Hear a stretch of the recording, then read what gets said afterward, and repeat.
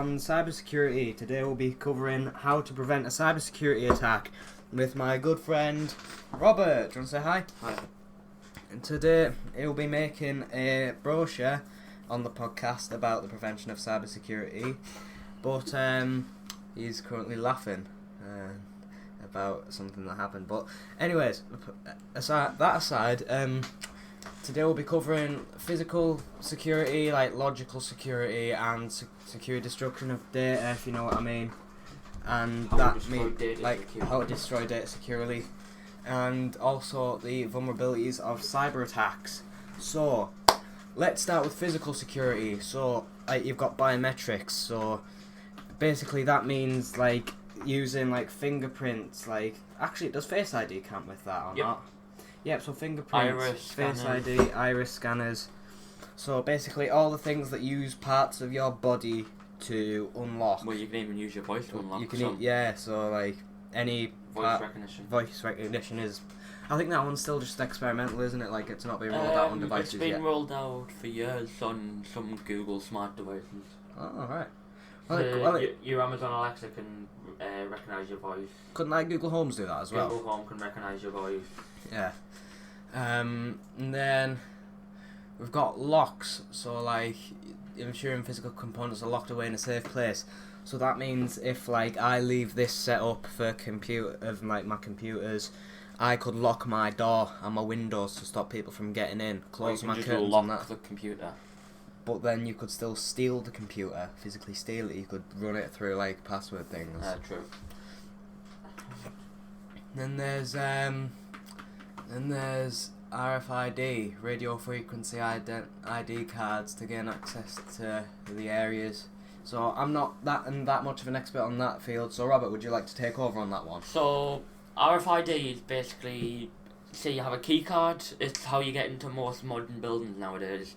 You put the key card on the reader, and it'll send a radio frequency to the key card, and wait for what gets sent back. If what gets sent back has the unique identifier in, it will open the door. So you can do the same for your computer now. You can just get a card that's programmed with a computer code on. You put it down on a reader and it'll open. Thanks, Robert. So we can use special light pens as well, so you can mark you can mark your computers with ink that's not visible to the human eye, so kind of like that invisible ink ultraviolet that link. Ultraviolet yeah, like link. UV. And then there's CCTV surveillance, so just having cameras in your room or something like that. Or wherever or wherever your workspace is. Where the thing that you're preventing a cybersecurity attack happens or gets used. So that's pretty much rounds up the physical bits, but is there anything else you want to add on to that, Robert? Any recommendations for people? Always go with some brand or something you can trust. So that means they don't record any of your data or the access key for your computer or something. So for brands, are we talking like security brands or computer brands? Say most computers nowadays, like laptops, have a built-in fingerprint reader. So I mean, mine doesn't, but I've got a good password anyway. Older computers tend not to have them, but you can buy them from Amazon. It's just plugged into your USB port and you put your finger on it. So like an external reader. Yeah. Yeah, and so that pretty much rounds up the physical bits. So let's move on to logical. So with logical, so you need to have things like access rights and permissions. So that's only allowing certain access onto places within a network to specific people. So that would mean like I could let Robert look at only specific files of mine, because what if there's other files that I don't want to be seen? So that's basically like I don't want like some like rando from like across the street accessing my files. So if I limit it to only like my family and Robert, then that's pretty much what access rights is. Is that right, Robert? Yep. Yeah. So that's right by Robert. So there's authentication. So that's a two-step login system. I'm not sure about that as well. So Robert, would you like to speak about that? So two-factor authentication is not a new topic, but it's been in the media for a while now. So basically, you have a device like your phone. So that'll get sent a code, and then you put the code in the machine or login sequence you want to access to verify it's you. So basically, you have to input your password as well, and then it pings you a code. So it can actually verify it's you and not someone that just knows your password or has managed to gain access to your phone. Thanks, Robert. That was very informative. So then you've got usernames and passwords, fairly self-explanatory. Have a username that's just like your name. So like on my computer, it's just Michael Egan. My password I'm not gonna reveal, but I'd say it's quite a strong one. Yeah, and always have a strong password. I'd say at least. What would you say a good strong password would be? Actually, I'll just search that up now. You can do things like a password strength checker, or just go with what website you're trying to sign into or change your password. Go with what they suggest. But one thing is, do not use your same password for every site. So there's 2 basic rules for a strong password. It must contain a minimum of 8 characters. Strong, so it needs to be complex, but still be able for you to remember. So it has to be complex, but you have to still be able to remember it. So that's pretty much clear. Another obvious thing would be to use antivirus software. So currently I'm using McAfee, I think it is, and Windows Defender. Would you like to say what antivirus you're using? It's AVG, isn't it? Well, yeah, AVG is the best free one at the moment, according to reports on it. Where are these reports from? If you don't know, that's fine. I can't remember. Yeah, I can't remember, but oh well. So, anyways, can you expand on that and on it being the best? So you can schedule it to set like times where you want it to scan your computer to see if there's a bug or something on your computer. So basically, it automatically does it. There's things it scans for adware, bots, bugs, ransomware, rootkit, spyware, Trojan browser, virus, or worms. So pretty much everything. Pretty much it scans for the whole system for whatever you like specify. You can do a whole system, or you can just do a few files, and it'll scan every file that's going onto your computer to make sure it's safe. So if you download something from the internet, it'll automatically check. And if it's not safe, it'll move it so it can't gain access to your computer, and it'll put it into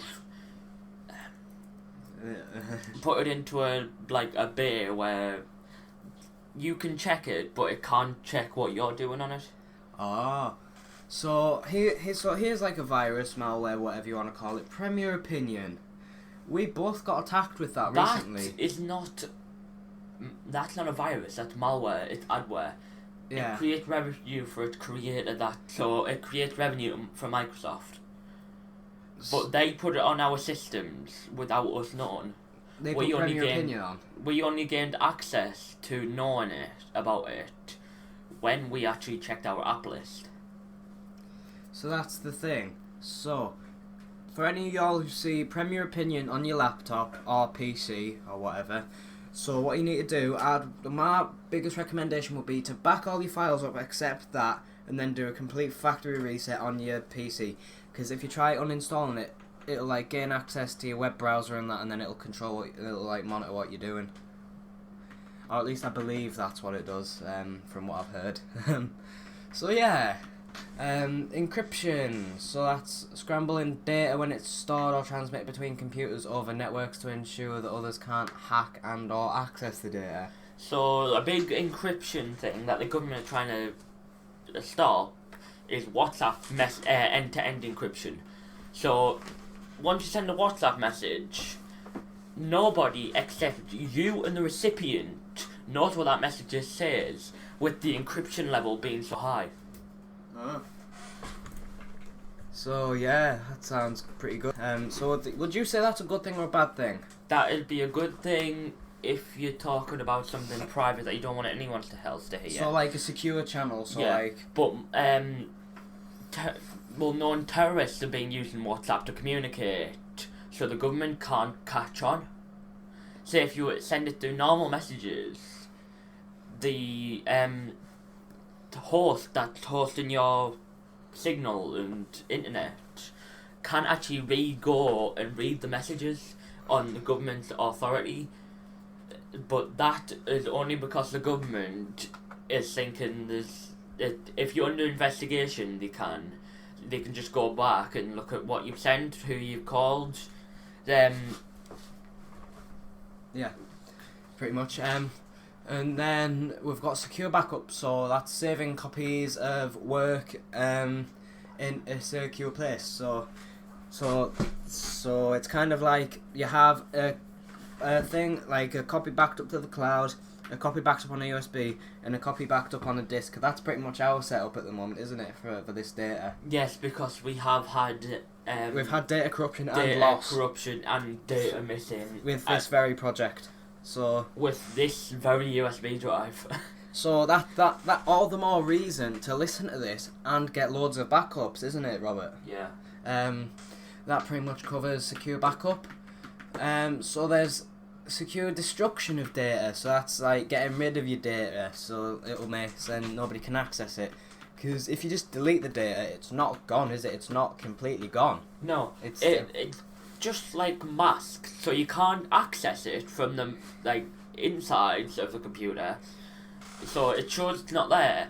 But if you actually have someone with security identification or something, they can actually go back, plug it into their machine, and access all the content that's been wiped, unless you've overwritten the data, which is saving a file or document over that data patch, so it's gone. So it's kind of like if we saved this podcast, but then recorded over these tracks, it will get rid of this track and get the other and get the new one. So then there will be no trace of this left. So apart from overwriting data, there's a magnetic wipe, which is magnetic field part of the storage is removed, ensuring the data is unreadable. However, this method can make the storage device unstable, as commands that make the device operate are also at risk of being removed. So so I'm not sure about that one either, Robert. I'm not as much of an expert as you. Which one? The magnetic wipe. So would you like to speak to people about that? So, say you have a hard drive that operates off magnets and heads of the hard drive that actually read the platters inside of it. So think of it like 3 or 4 CDs stacked on top of each other with little readers in between each of them that move on a magnet. So if you take the magnet out, no one can access that data because it's fully wiped, and that magnet you need to access that data again. But if the magnet's destroyed or unmagnetized, it'll be gone forever. Yeah. So that brings us up the to topic that Michael loves. The topic that I love most: physical destruction, or any destruction. For any that kind matter. of. So that'll be thoroughly destroyed with a hard drive shredder, a drill, a hammer. So you would use a hammer. The federal government has been using drills just to drill through the magnetic platter and just wipe all the data off burner machines. Yeah. If you don't know what a burner machine is, it's a machine that's used once for something and then just wiped and broken. Ah.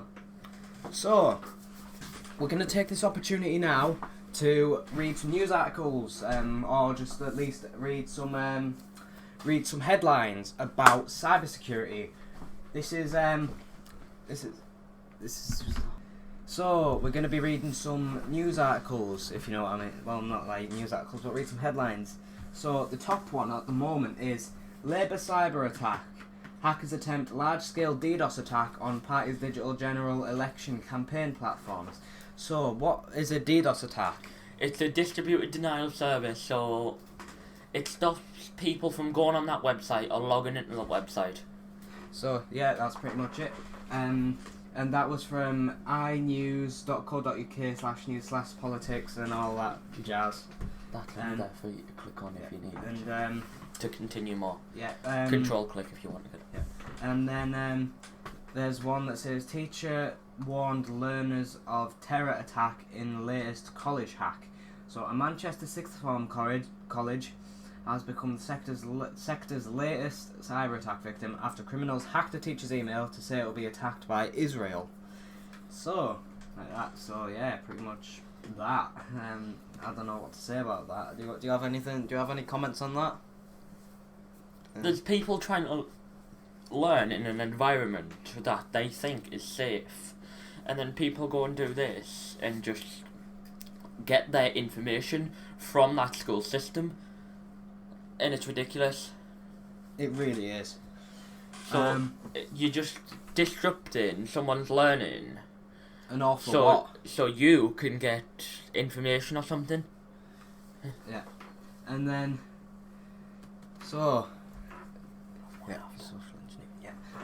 So the online retailers have been targeted with cyber attacks that could slowly drain their customer details. So yeah, pretty much that. And the last one is thousands of Windows 7 computers could be at risk of cyber attack because from I think it's January the 14th, 2020, yes, Windows 7 will lose support for all the machines. So what I mean by losing support would be would mean that they're not getting bug fixes, feature updates, but the most important one is important security updates. Because if you're not getting security updates, then your computer will be vulnerable.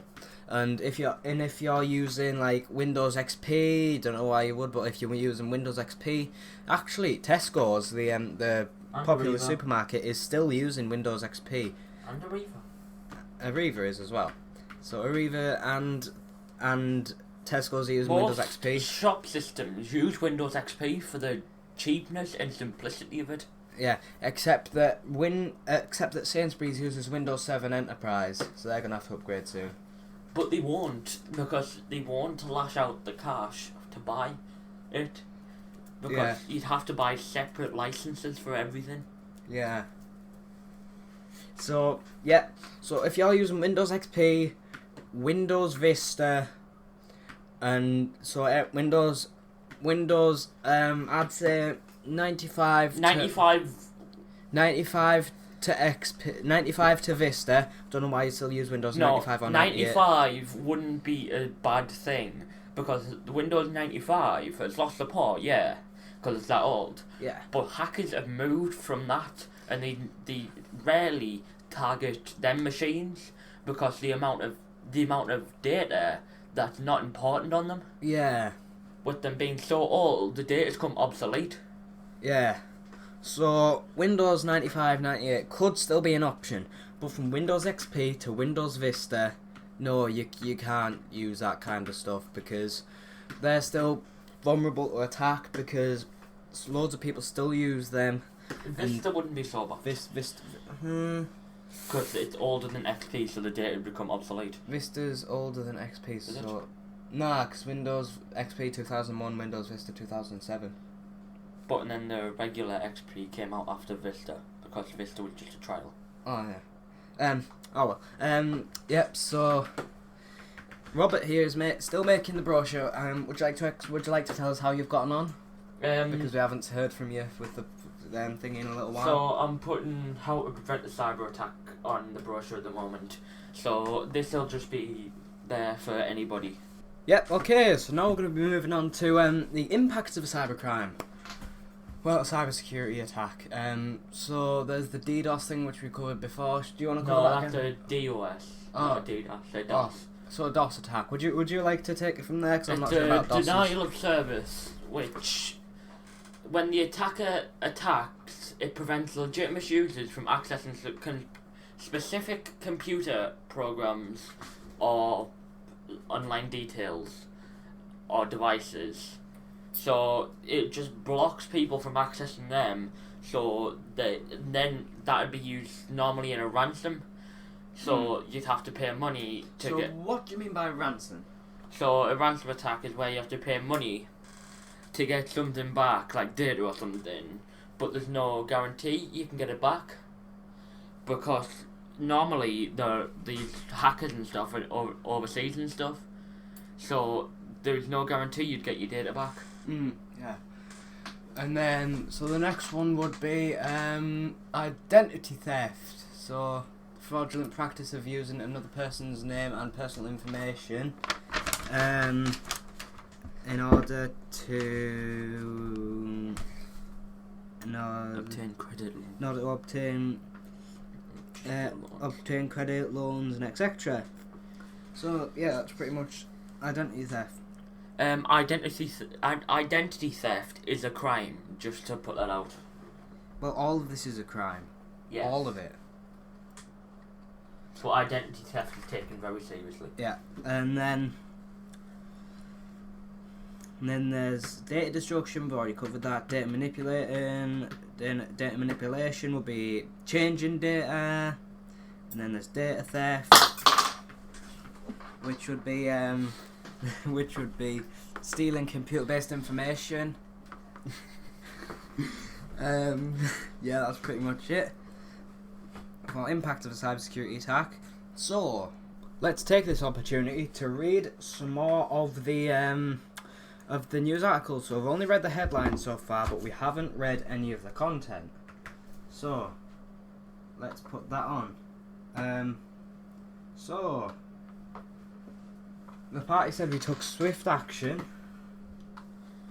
This is on the Labour DDoS attack, by the way.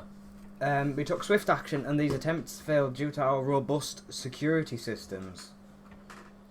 Okay. If we scroll down a bit. The Labour Party has claimed hackers attempted a sophisticated and large-scale cyber attack to compromise its digital campaign platforms on Monday.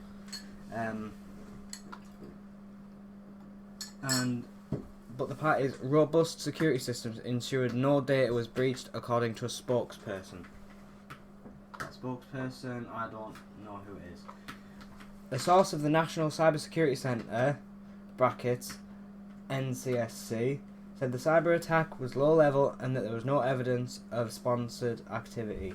Labour has not given details about which platforms were targeted or the nature of the incident, but technology experts have reported it was a distributed deniable of service DDoS attack, whatever. So that's the Labour thing. If we move on from that, there's the looks like the link won't work, so it's control click. Alright, it's control click. There we go. I'll see. I just learned something new, there you tech related. It'll load.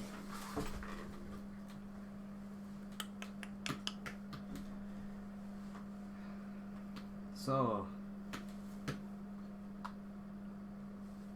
it's just waiting for it to load. Yeah, the laptop's pretty slow. So. Yeah, I know. We all know that. There we go. Sorry. So, this was included in a series of messages to learners at Loreto College received late a few nights ago and early in the morning, according to the Manchester Evening News. This podcast has been made in advance of that, so after this, a few days after this.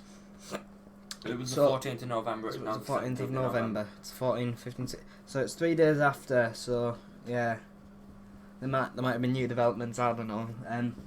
So the hackers wrote the college would be closed today due to a gas leak, and later followed that up with an email claiming Adolf Hitler will be visiting. Which, to be honest, is really daft, because Adolf Hitler died hey Google, when did Adolf Hitler die? Adolf Hitler died on the 30th of April 1945. Yeah, because Hitler died in 1945. The email read, "Hi students, in the upcoming week we will be receiving a visit from the man himself, Hitler. This is why we emailed as a gas leak, as we are unsure of his mental status as a precaution. Please bring a gas mask in just in case he tried anything dodgy. Thank you, sincerely, Blue Power Ranger." Another message said, because of a visit to the college from Palestinian representative, Israel has designated the Roman Catholic institution part of a terrorist premises and an attack is imminent. The college has since received a statement saying the college is aware that overnight emails have been sent to students from a currently unknown source. We're working with the police and college network team to identify the source and address the situation. We apologise for any distress or upset this may have caused. Please be reassured that we are taking this situation very seriously. College is open as normal. Well, that's stupid, isn't it? No. It's a cyber attack, not a natural attack. It's a cyber attack, but still. It says teachers warned learners of terror attack and latest college hack. That rhymes, but... Greater Manchester Police has been contacted for comment. This is the latest string of a cybercrime. This is the latest in a string of cybercrimes committed against colleges. Yeah. So that's as much as I'm going to reveal. You can do the rest of it in your own time because we haven't got you for that much longer. So... Let's take it as long as you want. I don't know. But, 24 or 5. So, the next thing we're going to move on to is legislation. So which is legalisation of everything. No, not legalisation. If we legalised everything, there'd be cyber attacks No. everywhere. About the laws of... Oh, That's right. what legislation is. So, the Data Protection Act... I want to say it. Data Protection Act. 1998. So, that would have came about when Windows 98 came out, so there wouldn't have been any legislation for Windows 95, which would have been bad for those who were using it. An Act of the United Kingdom... An Act of the United Kingdom Parliament defining the ways in which information about living people may be legally used and handled. The main intent is to protect individuals against misuse or abuse of information about them. The next one is Copyright Designs and Patents Act 1998. So the current UK copyright law, it gives the creators of literary, dramatic, musical and artistic works the right to control the ways in which their material may be used. The Computer Misuse Act 1990, designed to protect computer users against willful attacks and theft of information. Offences under the Act include hacking, unauthorised access to computer systems, and purposefully spreading malicious and damaging software, malware, such as viruses. Cool. And Health and Safety at Work Act Health and Safety 1974. at Work Act 1974, so that's a bit earlier. Duties on employers, actually. Employers must protect the health, safety and welfare at work of all their employees as well as on their Others own, on their premises. others on their premises, yeah. Freedom of Information Act 2000. Do you want to explain this one? It provides public access with information held by public authorities. It does this in two ways. Public authorities are obliged to publish certain information about their activities, and members of the public are...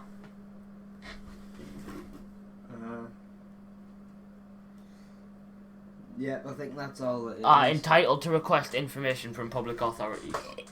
Yeah. Sorry about that, it was cut off. Yeah, You that's can fine. just see Yeah. members of the public are. So that's basically all of the legislation, and then we're gonna do malware now. So the adware generates revenue for its creator. So like, I think that's what Premier Opinion was. Yep.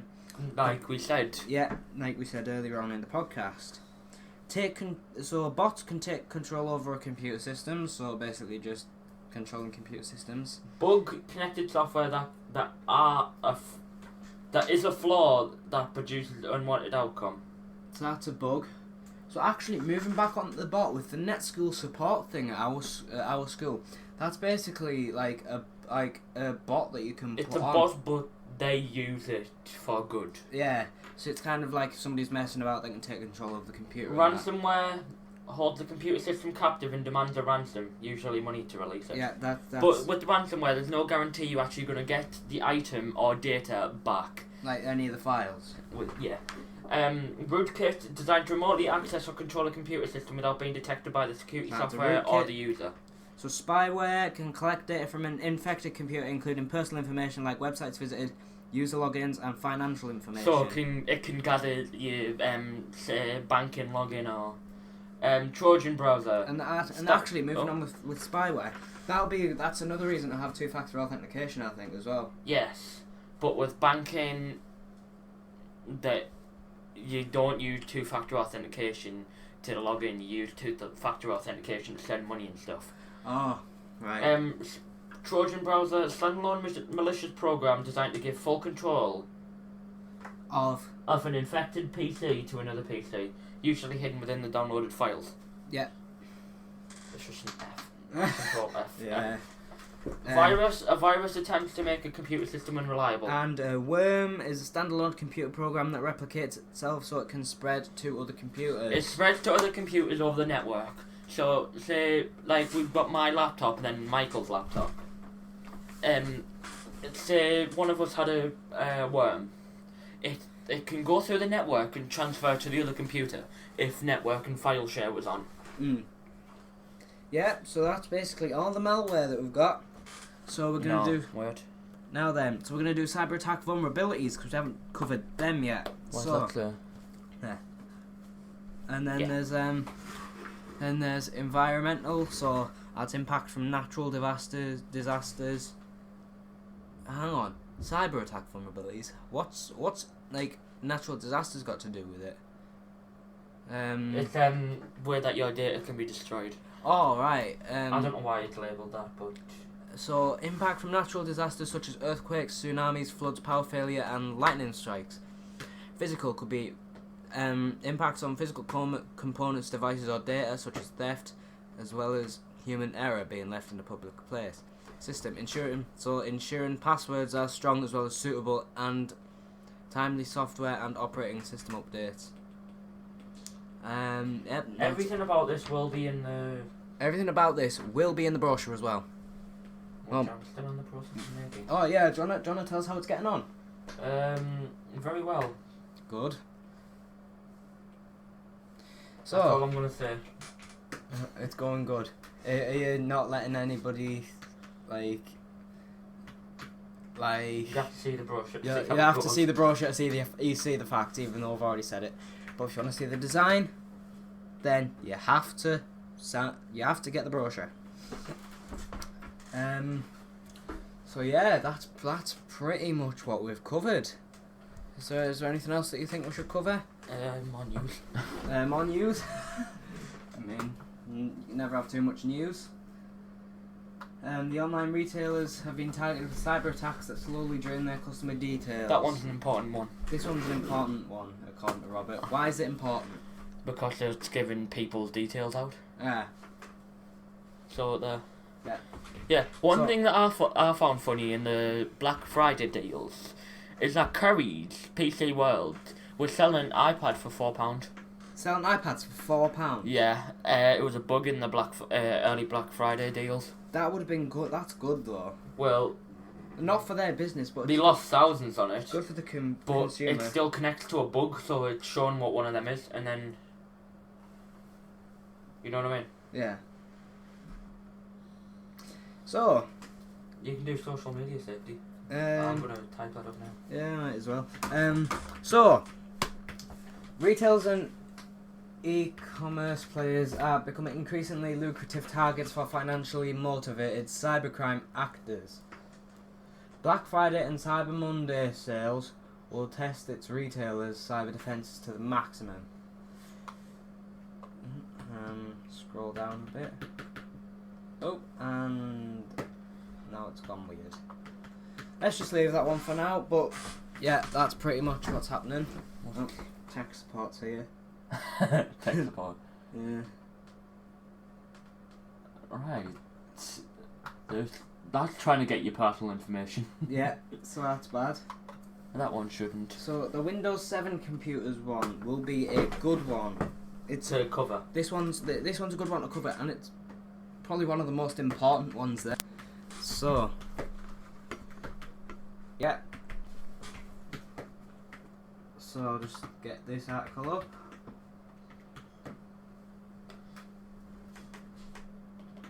So, I'm not supporting this site by answering a quick question. and it seems to just be trying to take my stuff because it's not loading properly. Right. Yes, we'll accept Yeah. cookies. I don't know why they call them cookies. Your computer is infected with cookies. Throws the computer on the ground. Where's my cookies? You shove a cookie in the disk drive. Someone actually did that with a TV and tried to take it back to Argos. Physical cookies. Yeah, someone tried to take it back to Argos. I bet you did that. No, Huh. my next door neighbour worked at Argos, and she told us that story. Turns out it won't load, so we'll see what other news we can get. It's fine, let's just leave the news. Well, In fact, we should probably be wrapping this up now. true. Yeah. So, thank you very much for listening. Bye from me and Robert. See you in the next one.